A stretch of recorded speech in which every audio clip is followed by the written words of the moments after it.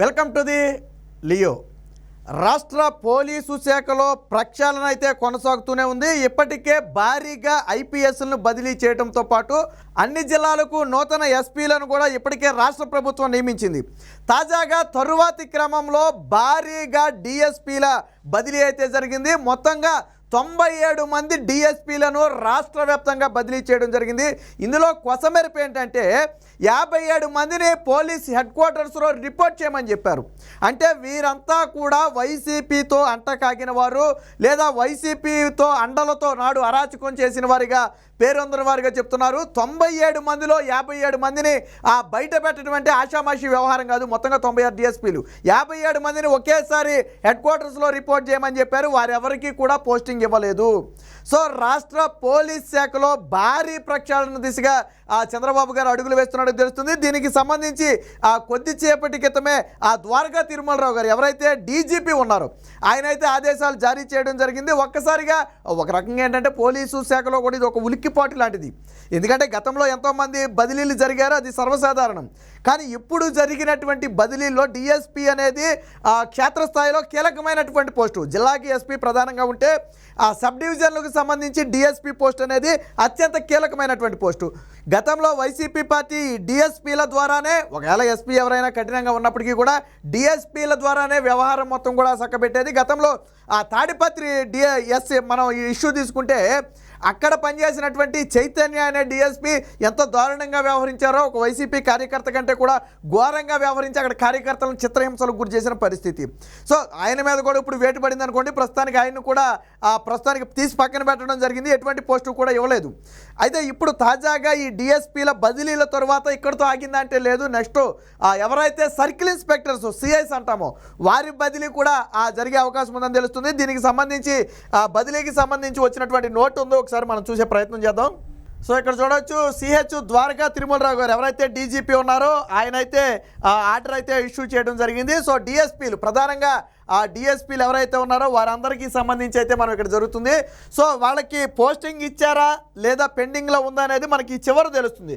So ఇది పేరు, ఇప్పటి వరకు పనిచేస్తున్నటువంటి ప్రాంతం, సో ఇది వాళ్ళ ప్రజెంట్ పొజిషన్, ఏ పొజిషన్లో ఉన్నారనేది. సో మనం ఇక్కడ ఒక్కసారి పరిశీలిస్తే అసలు పోస్టింగ్ ఎక్కడైనా ఇచ్చారేమో అని చూడాలంటే దొరకని పరిస్థితి. సో చూడండి, report at police head quarters, ఇది కూడా రిపోర్టే.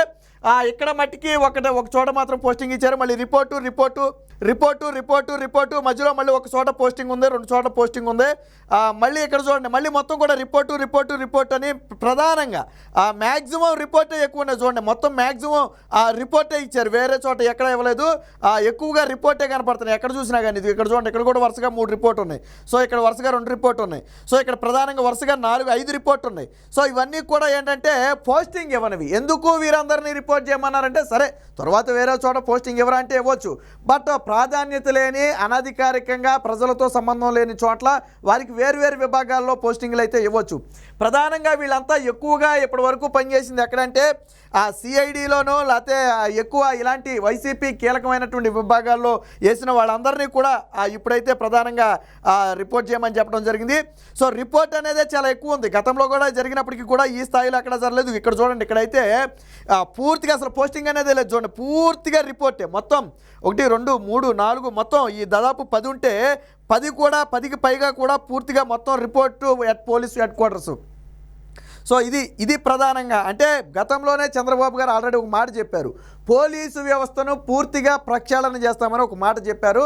ఆ ప్రక్షాళనలో భాగంగానే ఇప్పుడు ప్రధానంగా వీరందరి మీద కూడా వేటు వేసినట్టుగా తెలుస్తుంది. వేటు అంటే ప్రస్తుతానికి సస్పెన్షన్ లాంటివి ఏమీ లేవు, బట్ ఇందులో కొంతమంది మీద విచారణ జరిగే అవకాశం అయితే ఉంది.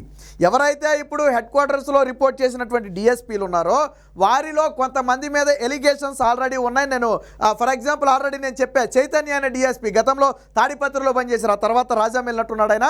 తాడిపత్రిలో పనిచేసినప్పుడు పూర్తి అరాచకవాదే. అలా డిఎస్పీ అనే పేరు ఎందుకు పెట్టారో తెలియదు. ఆ స్థాయిలో వైసీపీ అక్కడ కేతిరెడ్డికి పూర్తిగా తొత్తుగా మారి వ్యవహరించినటువంటి పరిస్థితి. మరి అలాంటి వారి మీద విచారణ జరుగుద్ది. ఎందుకంటే వందల మంది కార్యకర్తల మీద దాడులు చేసి వాళ్ళని గాయపరిచి చేతులు ఎరగొట్టి కాళ్ళు ఎరగొట్టి వేధించి నరకయాతన అనుభవించేలాగా చేశారు నాడు ఆ డిఎస్పీ చైతన్య. సో అలాంటి వారి మీద ఖచ్చితంగా విచారణ జరుగుద్ది. ఫర్ ఎగ్జాంపుల్ మాత్రమే చెప్పుకున్నాం. సో ఇలాంటి ఘటనలు రాష్ట్ర వ్యాప్తంగా చాలా చోట్ల జరిగాయి.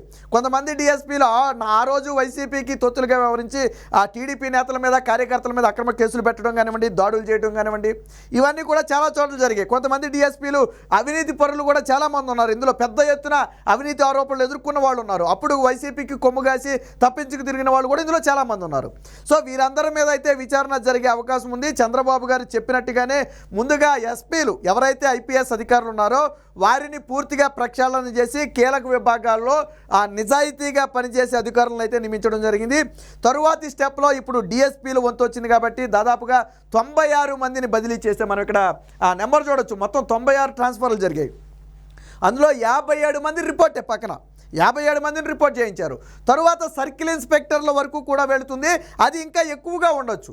డిఎస్పీలే దాదాపు 90 అంటే దీనికి 4-5 రెట్లు సర్కిల్ ఇన్స్పెక్టర్లు కూడా బదిలీ జరుగుద్ది. ఖచ్చితంగా వారందరినీ కూడా అందులో చాలామందిని డిఎస్పీ పోస్టు తర్వాత మనకి సర్కిల్ ఇన్స్పెక్టర్ అనేది ఎంత కీలకమైందో మనందరికీ తెలుసు. సో ఆ పోస్టుల్లో కూడా ఎవరైతే గతంలో వైసీపీతో అండ కాగారు అనే అనుమానాలు ఉన్నాయో, ఎవరైతే వైసీపీకి కొమ్ము కాశారనే ఆరోపణలు ఉన్నాయో వారి మీద కూడా వేటు వేసి కొంత పక్కన పెట్టే అవకాశం ఉంది. ఈ విభాగాల్లో ఇప్పటి వరకు అనధికారిక విభాగాల్లో ఉన్న వారిని తీసుకొచ్చి ఆ పోస్టుల్లో నియమించే అవకాశం అయితే ఉన్నట్టుగా ఉంది. మొత్తానికి ఆ పోలీసు శాఖ ప్రక్షాళనతోనే చంద్రబాబు గారు తన పాలన మొత్తం కూడా ప్రారంభించినట్టు అర్థమవుతుంది. తాజా డిఎస్పీల ఆ మార్పు అనేది అందులో 57 మందిని హెడ్ క్వార్టర్స్లో రిపోర్ట్ చేయమనటం అనేది ఒక రకంగా ఆ పోలీస్ శాఖలో కుదేలు లాంటిది. ఎందుకంటే ఇంతమంది డిఎస్పీలను ఒకేసారి పక్కన పెట్టారంటే వాళ్ళ ప్లేసుల్లో వేరొకరిని కూడా వెయ్యాలి తీసుకొచ్చి. సో దానికి మరి కొంత సమయం పట్టే అవకాశం ఉంది. అయినప్పటికీ కూడా ప్రభుత్వం వారిని ఎట్టి పరిస్థితుల్లో కొనసాగించకూడదని చెప్పి రిపోర్ట్ చేయమని చెప్పి చెప్పడంతో ఇది ఒక రకంగా పోలీస్ శాఖలో ఇప్పుడు తీవ్ర చర్చనీయాంశంగా మారింది. ప్రక్షాళన అంటే పాలన సజావుగా సాగాలి అంటే వైసీపీ మూలాలను కూకెటి వేళ్లతో సహా పెకిలించేయాలనే ఉద్దేశంతో ఈ ప్రభుత్వం అయితే వెళుతున్నట్టుగా తెలుస్తుంది. ఇప్పటికీ కూడా ఇంకా ఎవరైనా మారని వాళ్ళు ఉంటే వారిని కూడా ఖచ్చితంగా ప్రభుత్వం మార్చే ప్రయత్నం అయితే చేస్తుందని చాలా స్పష్టంగా అర్థమవుతుంది. తాజాగా డీజీపీ ఆదేశాలు అనేవి ఇప్పుడు రాష్ట్ర వ్యాప్తంగా చర్చనీయాంశంగా మారడమే కాకుండా పోలీసు శాఖలో కూడా ఒక చర్చనీయాంశంగా మారింది.